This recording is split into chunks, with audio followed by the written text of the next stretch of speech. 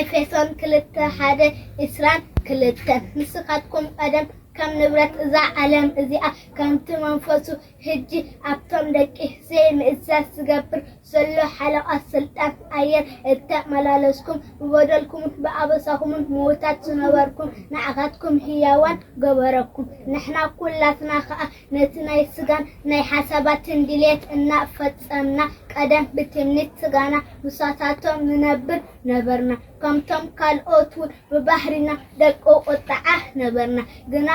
እቲ ብምሕረት ሃብታም ዝኾነ ኣምላኽ ምእንትታ ብኣኣ ዘፍቀረና ዓባይ ፍቅሩ ንዓና ብበደልና ምዉታት ከለናስ ምስ ክርስቶስ ህያዋን ገበረና ብጸጋ ኢኹም ዝደሓንኩም ምስኡ እውን ኣተንሰአና ኣብቲ ዝመጽእ ዘበናት ብህያውነቱ እቲ ብሉፅ ሃብቲ ጸጋኡ ብክርስቶስ ኢየሱስ ኣባታትና ምእንቲ ክርኢ ኣብ ሰማያት ብክርስቶስ ኢየሱስ ምስኡ ኣቐመጠና ሓደ እኳ ከይምካሕሲ ካብ ግብሪ ኣይኮነን እሞ ብእምነት ብጸጋ ኢኹም ዝደሓንኩም እዚ ከዓ ውህበት ኣምላኽ እዩ እምበር ካባኻትኩም ኣይኮነን ፍጡራቱ ኢና እሞ ነቲ ኣምላኽ ክንመላለሰሉ ኢሉ ቀደም ዘዳለዎ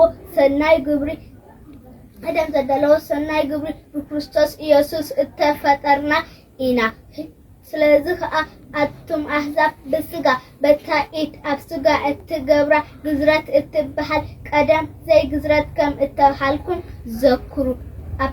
በቲ ዘመን እቲ ዘይ ክርስቶስ ከም ዝነበርኩም ካብ ሕብረት እስራኤል ፍሉያት ነታ ኪዳን ተስፋውን ኣጋይሽ ትጽቢት ዘይብሎም ኣብዛ ዓለም እዚኣ ብዘይ ኣምላኽ ከም ዝነበርኩም ዘክሩ ሕጂ ግና ኣቱም ቀደም ርሑቓት ዝነበርኩም ንስኻትኩም ብክርስቶስ ኢየሱስ ብደም ክርስቶስ ቀረብኩም ንሱ ነዞም ክልተስ ሓደ ዝገበረ ነቲ ኣብ መንጎ ዝነበረ ከልካሊ ቐፅሩን ዘፍረሰ ሰላምና እዩ እሞ ብርእሲ ዕርቂ እናገበረ ካብዞም ክልተ ሓደ ሓዲስ ምእንቲ ክፈጥር ነቲ ጽልኢ ንሱ ከዓ ሕጊ ትእዛዝ ብስርዓት ብስግኡ ስዒሩ ብመስቀሉን ነቲ ጽልኢ ብኡኡ ቀቲሉ ንክልቲኦም ብሓደ ስጋ ምስ ኣምላኽ ኣተኣረቖም ንክልቴና ብኡ ብሓደ መንፈስ ናብ ኣቦ መእተዊ ስለዘለና ከዓ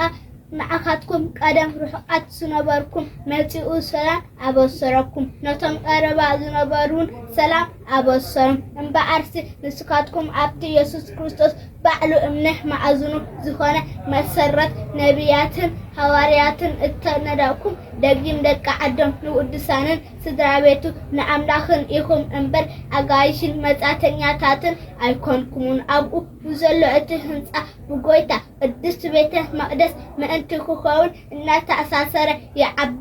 እዩ ንስኻትኩም እውን ኣብኡ ማሕደር ኣምላኽ ብመንፈስ ክትኮኑ ሓቢርኩም ትህነጹ ኣለኹም ኣሜን